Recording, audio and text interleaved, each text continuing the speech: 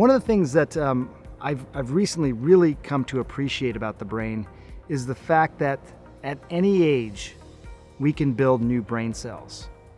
That's a remarkable statement. We used to think you could only build new brain cells when you were a baby and your brain was still developing, or maybe after you've had an injury such as a stroke or a traumatic brain injury. But this idea that at any age you could continue to build new brain cells means a lot. It means that this organ, probably more than any other organ in the body, can reliably grow sharper and stronger and better and more efficient even as you age. Tell me about that, radical kinship.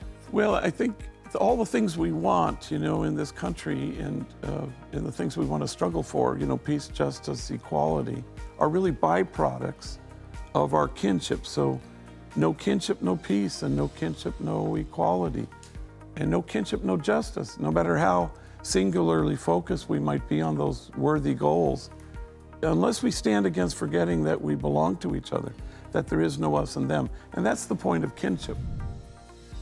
This is kind of the centerpiece? Yeah, this was commissioned for the museum by the De La Torre brothers.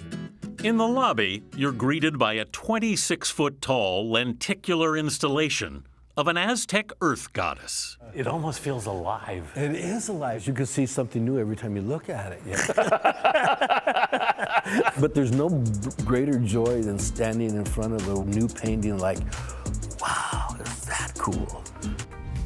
My camera has taken me to about 100 countries in every continent in the world, and I've used it to shine a light on issues related to conservation, but particularly on the point where healthy ecosystems intersect with the fate of indigenous people. I've been extremely lucky to spend a lot of time in the solitude of nature and in the company of people who live isolated but are self-sufficient, and they carve a living with their own bare hands that is full of meaning and full of poetry. And it is from them that I started thinking about enoughness. In one respect, it was such a time of liberation for women, World War II, because so many men were away fighting. Opportunities opened up for them that had never existed before, to work in plants, to work with farm machinery, to work as welders.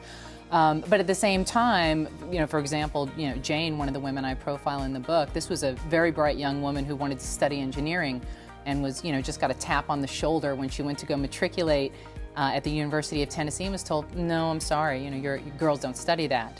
But then she went on to be, a statistician for the Manhattan Project. So it was limiting and expanding at once almost.